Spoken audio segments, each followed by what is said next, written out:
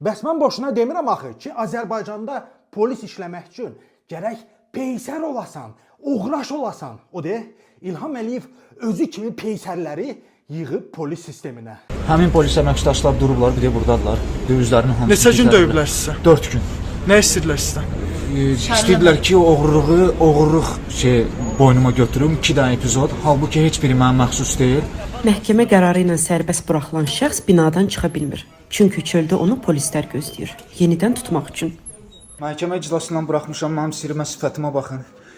Buraxıblar məhkəmədən, polis əməkdaşlar yenə gəliblər. Mənə iş yükləmək istəyirlər oğurluqla bağlı.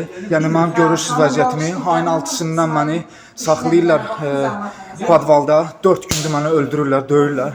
İndi gətiriblər məhkəmə, narkotik qəbul eləmişəm. Məhkəmə iclasından buraxılmışam və əməkdaşlar hələ də məndən əl çəkmir, xahiş edirəm dövlətimdən kömək eləsin. Kömək eləmə!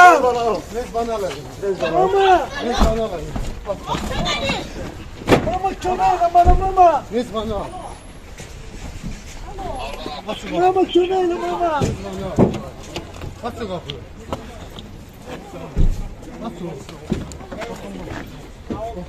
Mama parılları öldürmə mama! Al Rizvana. Ay millet kömək elə öldürmə parılları! Ben öldürmə parılları millet! Bırak gel. Mama! Ay mama! Git. Fuat! Fuat gel buraya. Çəkin! Bakın beni öldürürler! Öldürürler görürsünüz! Aparırlar öldürmeye! Xahiş edirəm köməklik! Cənab Prezident! Məhkəmə sizi buraxıb mı?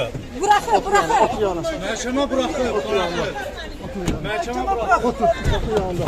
Otur. Xahiş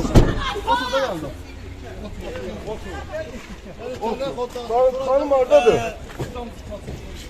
Hörmətli polis əməkdaşları, adamı məhkəmə buraxırsınız, siz hansı yaxalan aparırsınız? Ha neçənci bölməyə gedirsiniz? Hatayı rayonu. Yoldaşımla gör. 36 ya. Bir yetkili cavab verəcəkmi? Adamı məhkəmə buraxırsan, niyə götürüb aparırsın adamı?